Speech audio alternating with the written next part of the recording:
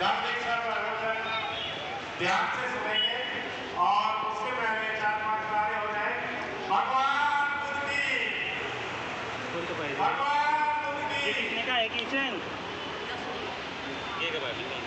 आवाज नहीं आ रही मेरे सामने। भगवान बुद्ध की। बहुत बहुत धन्यवाद। कृपया मत पर आ जाए और आपका स्वागत करेंगे।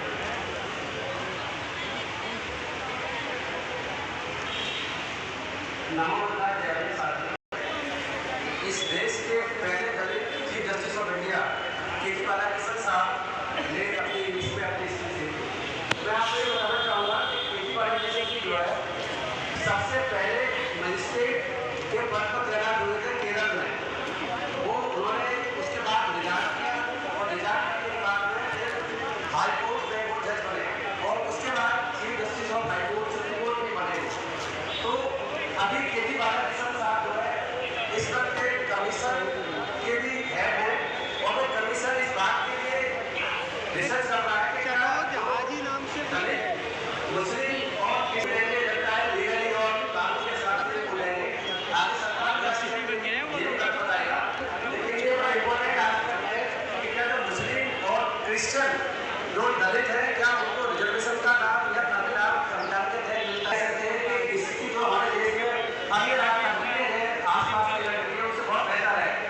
ये आपको पता होगा कि 1950 में संविधान लागू होने के बाद में आज तक हमारे देश में सरकार का सत्ता का परिवर्तन जो भी हुआ है वो चुनाव की तरह से हुआ। चुनाव में जीतने के बाद सरकारें बदलती रही या जाती रही, सरकारों को उखाड़ के फेंकने के बाद में सत्ता परिवर्तन हुआ है। लेकिन हमारे देश में ऐसा नहीं हो सकता।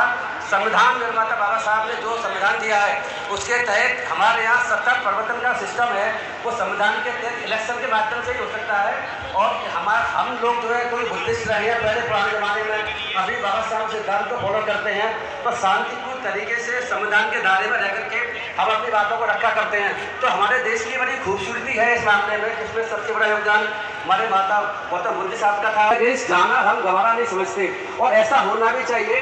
मैं आपको एक बात और बता दूं कि एक बार जब हम दिल्ली जुडिशियल अकेडमी में ट्रेनिंग चल रही थी तो उस ट्रेनिंग में एक बहुत बड़े वक्ता आए थे देश के, मैं उनका नाम लेना नहीं चाहूँगा।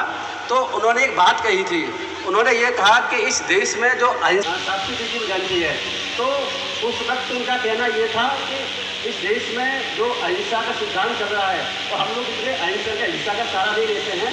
उसके पीछे रीजन है महात्मा गांधी का अहिंसा की पॉलिसी। तो मैंने उसी अकेडमी में उनको कंडक्ट किया, उनका विरोध किया और मैंने कहा आप ये ठीक नहीं कह रहे हैं, आप पूरी बात नहीं बता रहे हैं।